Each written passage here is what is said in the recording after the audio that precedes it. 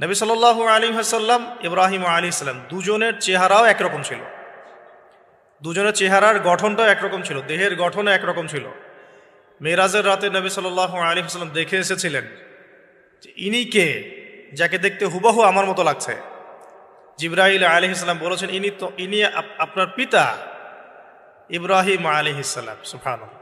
ঠিক তেমনি আমরা খেয়াল করে দেখি যে জীবনের যে চড়াই উতরাই, পারিবারিক জীবন, সামাজিক জীবন, হিজরতের জীবন, দিন প্রতিষ্ঠা ইত্যাদি, প্রত্যেকটা ডিপার্টমেন্টেও ইব্রাহিম আলাইহিস সালাম আর মুহাম্মদ সাল্লাল্লাহু আলাইহি ওয়াসাল্লামের মধ্যে একটা চরম মিল আছে। এটা আমরা আস্তে আস্তে এই গল্পের ভিতরে গেলে বুঝতে পারবো। আর এই কারণেই হয়তোবা আল্লাহ ভালো জানেন, এই কারণেই হয়তোবা আমরা যখন তাশাহুদের পর দরুদ পড়ি, আমরা দরুদের মধ্যে অন্য নবীর নাম নিচ্ছি না, আমরা মুহাম্মদ সাল্লাল্লাহু আলাইহি ওয়াসাল্লামের সাথে ইব্রাহিম আলাইহিস